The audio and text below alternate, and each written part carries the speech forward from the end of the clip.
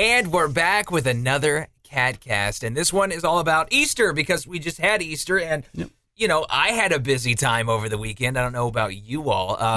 My kids got way too much candy, way too much. Now, it was very gross over the weekend. We didn't get to have, like, the Easter egg hunt outside. Wait a minute. The important thing is, did you bring any of your kids' overflow Easter candy in for us? I might have. Well, listen, they ate a lot of the overflow that I was going to eat. That's part of the problem. The kids ate too much. Look, my son ate more candy than he should have. Matter of fact, he got sick in the middle of the night last night because of the bellyache that I told him he'd get. Poor little guy. I'm fine. He wasn't fine. He wasn't fine.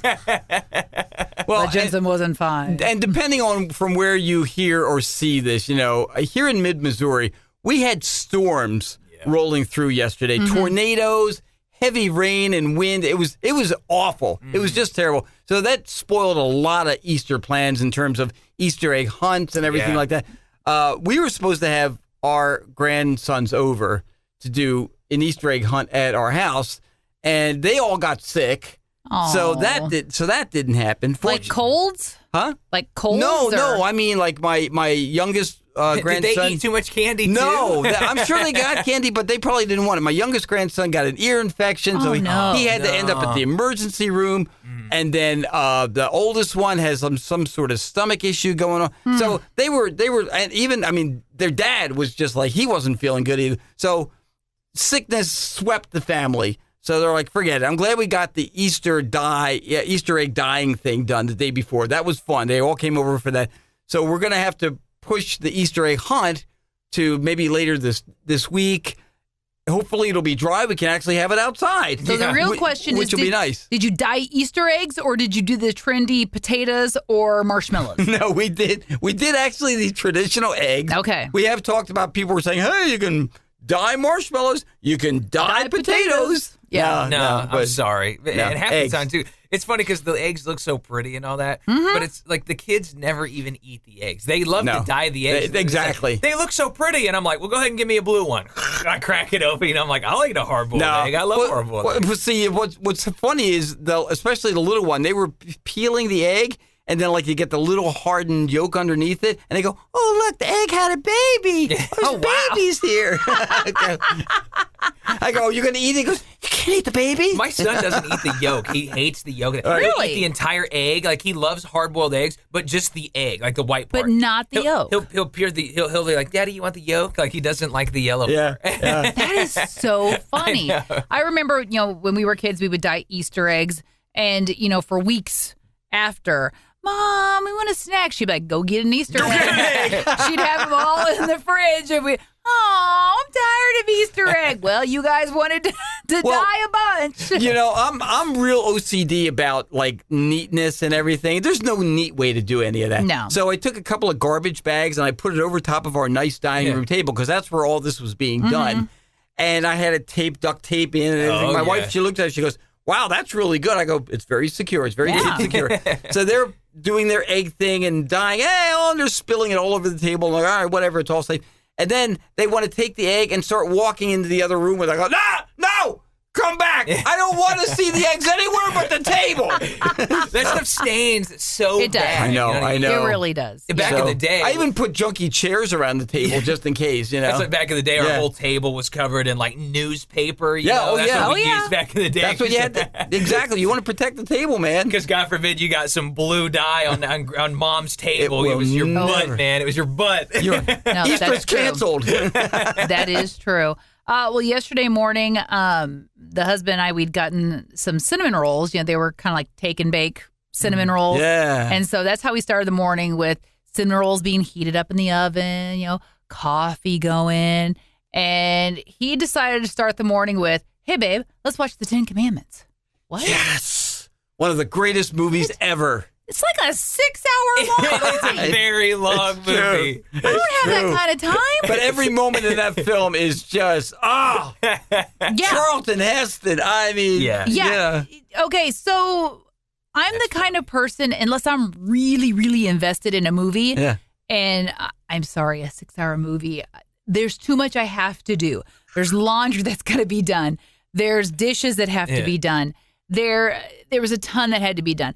Plus, over the weekend, our German Shepherd, Magnus, he got the bedoodles all weekend long, okay? So, yes, he had to put it nicely, he had the rhea all weekend. And we don't know what caused it. You know, we figured out early on when he was a puppy, if he ate anything other than his dog food, that he would get diarrhea. Mm-hmm. So even when we give him a treat, we'll just give him like a nugget or two of his dog food, and he thinks it's a treat, even though it's not. It's not okay. At all. So we don't know why he keeps having gastrointestinal issues, but here we are. So anyway, so you're watching the 10 Commandments. Oh yeah, so we're watching the 10 Commandments, and here I am. I'm like sanitizing the kitchen floor because you weren't paying attention to the movie. At least he was kind enough to leave our bedroom that's carpeted and do his biz out on the tile floor. I give him kudos for that, but he had stepped in it, and there were paw prints everywhere. When they step in it, man. And then he had hopped back up on the bed. So had to strip the bed, wash all the bedding, spot clean the carpet, get all the paw prints. It was a mess. And this is all while the husband is enjoying the 10 Commandments. He is enjoying the 10 Commandments on Easter Sunday. By the way, Aaron, I just have one thing to say during the parting of the Red Sea. Behold his mighty hand. So we get closer to noon, and I realize, okay, I was the one who was on weather on call here at the station for the weekend, and I'm seeing, there's a good probability I'm not going to make it to Easter dinner at my folks' place. No. So I talked to my sister-in-law. I had ordered the meal, got it all paid for. She was like, I can pick it up. Awesome. Okay, because it wasn't going to be done until about 3:15. We were going to eat dinner at 4 o'clock. So I had pre-ordered a carrot cake that I had picked up the day before. So I decided, okay, I'm not going to have this carrot cake just sit in our refrigerator for days on end. So I decided to take it out to Mom and Dad's. That's when that first tornado warning hit. And I go, okay, even if I turn around right now, I'm not going to make it to the station in time. So I hot-footed into the Mom and Dad's. I said, here's the cake for tonight. I'm not going to make it. I have to go to work. And that's what I did. I went straight to work, and just as I pulled into the parking lot, that's when the Jeff City tornado sirens went off. So it was just a really weird, bizarre weather day. And, here at the station, we didn't get a lot of, the wind, but we got that eerie stillness with the low-hanging clouds that you could kind of see the clouds were moving and stuff. Yeah, and it was just, even the birds were quiet. That's how you know it's really eerie, when all the wildlife is just I walked outside. It was funny because I was taking out the trash right before all this, and then I was literally in the bathroom with my daughter helping her out. And then that's when I started hearing the sirens go off. Yeah. That storm came in 5 minutes, maybe. I rolled through in 5 minutes, was already in Columbia. Right. It was nuts. You want to know something crazy? It was probably about 20 after 11. We were in church. Church was done, and everybody was we're all just kind of milling around, talking, blah, blah, blah. You know how that goes. And then suddenly, everybody's phone goes off, the tornado. And we're like, oh, whoa. And everybody looks and states the obvious, it's a tornado warning. How about that? Everybody's just continuing to stand there and discuss it. I was somebody goes, I guess we're supposed to go to the basement. And somebody else goes, do we have a basement here? No, that's where the Sunday school is. That's where we keep the kids. So everyone's debating. Just kind of no big deal, And the thing is, we live close enough to church. I mean, we could practically walk. Yeah. So we said, okay, we're going to go home. So we went home, waited it out there. But it was just it was so, okay, welcome to the Midwest, I guess. I should have known that something weird was going to happen outside, because you're right. The animals got real weird, real quiet. And there was a couple of birds had flown into where we have these little floodlights or whatever, for motion and all that. And they were they hid there. It was weird. They normally don't. But all of a sudden out of nowhere, they just went there real quick, and then that's when the sirens went off. So it's animals know these kind of things. Because you're in Boone County, correct? Cooper County. You're in Cooper. See, we're all you're close spread out. to Boone, right? We're all spread out across. Yeah. We're all spread out across mid-Missouri. We're all in different places. So the storm was hitting at different times depending on where we live. Yeah. So before that second string of storms came through, the husband called me. He was like, hey, my dad's not going to come to Easter dinner. I said, hey, that's fine. I don't expect him to. That's okay. And then he's like, well, if my dad's not going to go and you're at work, I'm not going to go either. And I'm just like, oh, man. All this work for nothing. So I had ordered enough food for 8 people that there's going to be 7 of us. And now only 4 were going to be there. So I was like, dang it. Lots of leftovers. Dang it. Yeah, and that's one thing that was cool. My sister-in-law, she took very good care of us.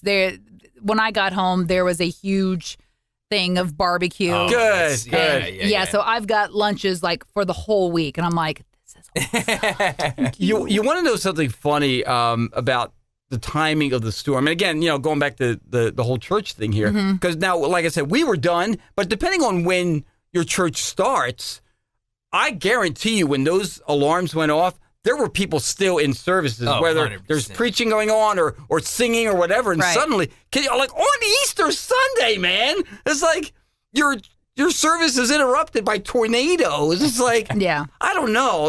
Again, the timing for us was good, but there are other places. Not everybody has the same time. Yeah. Right. So that had to be crazy elsewhere. I can't imagine. Absolutely. Yeah, that was crazy timing on that. Because you're right, most people were probably still in church. A lot of them, yeah. See, we start at 10:15, and usually by about 11:15, it's done. So it's like, that was insane. But it was a weird Easter. It was. It was just. It was. With it was the weather, strange. it was a very strange one. Because like I said, normally we have the kids, they have a giant Easter egg hunt outside and all that. So it's kind of just, it was inside. They got to do it this time, but they still had a good time with it. There's a big town Easter egg hunt where we live, and that was going to be on Saturday, the Saturday up, but it rained. It was raining, so now it's pushed till next Sunday, the Sunday after Easter. So, which I guess the kids will still be in a candy and Easter mood. The kids will still want at that point. Yeah, sure. Excuse me, I want some of that candy. Okay, I'm just saying. Kevin is not eligible. No. But I got 3 youngins who are. Yeah. But no, it was just kind of a weird Easter because this is the first Easter in a really long time that I wasn't with my family. Right. And that was kind of bizarre. Probably since COVID, I guess. Yeah. And that was it was kind of strange. But hey, the husband got to watch the 10 Commandments. It was weird for us too because we normally always our whole family kind of gets together. We normally have a dinner and stuff like that. And this year just didn't have my wife ended up having to work, and then it rained and all. It was a weird Easter. It was. This it was year. bizarre. It was not our normal Easter. It really was. I mean, with Magnus's tummy troubles and it was stepping in it. When she mentioned him walking in it, that is the worst, man. Yeah. I think that's worse than having to clean it up off the rug or whatever. Like when they step in it, then you got to clean the rug and their feet. Well, it's what's so bizarre. I don't know where we raise such polite dogs. I mean, during the day, if they've got to go out, they've got no problem letting us know, hey, lady, move it. I got to go out. All right, great. But in the middle of the night, neither one of them, they would rather hold it until the very bitter end than wake up one of us. I've never had a dog like that before. Amazing. Jensen, man, seriously, I feel so bad for him last night. I was watching TV, and out of nowhere, he bypassed the bathroom, by the way, to come tell me he doesn't feel good, and then chucks all over the floor. It's like, you could have made it to the bathroom, but he's like, Daddy, he needed to tell me he didn't feel good. And I understand. You are the man. Because here's the thing, when I was a kid, I did that to my dad. I would want to let my dad know that for a kid, letting your parent know, sharing that with you, it makes there's a comfort. It makes you feel better somehow. Better, weirdly, right? So he wanted to do that. Come on, Dad, share this with me. But it's like, it was nighttime, so I had everything all shut down. Right. So I just hear, Daddy, I thought he maybe woke up, had a nightmare, and I'm like, oh, it's all right, buddy. And then the next thing I know, I heard things hitting the floor, and I was like, oh, no. Big chunks of candy. I heard him get quiet and things hitting the floor, and I go, I think he's getting sick. This Snickers is still good. Poor guy. You parents are amazing. That's all I gotta say. Poor guy. So we had to also deal with a mess, is all I'm saying. Well, we would love to hear, if you got an Easter tale or something to regale us with, a memory, maybe something from your past when you were a kid. I will tell you one thing. When we were kids, Easter, of course, the Easter bunny would come around. Sure. But my parents always told us that there's a big boss Easter bunny. And then he has his minions that go around. What? For some reason, the big Easter bunny came to our house. I don't know what was so special about the Hilly family, but the big Easter Bunny used to come to our house, and we used to leave him a note, and we left him a carrot too. Hey, Easter Bunny, thanks for coming to our house, blah, blah, blah. Have a safe trip or whatever. And he always wrote a note back. He did the same thing that Santa did. He would write a note back. Hey, dear Kevin, Keith, and Linda. He even knew our names. Thanks for the carrot. I really enjoyed it. Have a happy Easter. And you know what? You want to know what's amazing? The Easter Bunny's handwriting was identical to my mom's. I was amazing. Was it the same as Santa's? Because that's like where I was Santa's thinking. Yeah. Crazy, man. Crazy. Wow. So I'm still floored by the fact that there was a big boss He's bunny. the big boss bunny. I like that. Yeah. Hey, I'm the big boss bunny. I'm the big boss The big bunny. boss Hey, bunny. I'm going to the Hillies. Where else can I go? You know? I was going to say, Kevin. I love those kids. Kevin, are you going to teach your grandsons about the big boss bunny? Well, I'll leave it up to his parents. I think you need to. I think you need to slip that in there. Yeah, I think that one's too good to let go. Because they were certainly looking forward to him. So I know he visited their house, even though they were sick. They're now sick, but so they can't really enjoy their candy. Poor little kiddos. Yeah, but they're going to have more next time they come to Grandma and Grandpa's for another Easter egg hunt. Okay. So there you go. Hopefully they don't work on our floor. They'll be You want better to borrow next my week. German Shepherd? Yeah. They'll be better next week to eat all that candy. Trust me. Forget it. That's no, right. seriously, if you got an Easter story to tell us, we'd love to hear about it. You can email us if you'd like. Yeah, catcountry@mailzimmer.com, or you can always leave us a comment. And Jordan, below. we want to make sure people subscribe too, don't we? You definitely want to subscribe. Hit that subscribe button, dude. Yeah, and like Wherever the subscribe button is. Wherever We don't know, the is it up subscribe there? button Is is, it subscribe, baby. There's a subscribe button somewhere here. Find it. That's your job. We can't do everything for. I'm sorry, I didn't mean to yell at you. Oh my Apologize. God! Pardon, Kevin. Just The subscribe, whatever you got The going on. holidays we'd just gotten appreciate to it. me. It's a We little like when you stressful. listen to us more. We It makes do. us happy. Exactly. And that'll wrap up another Cat Country KATcast.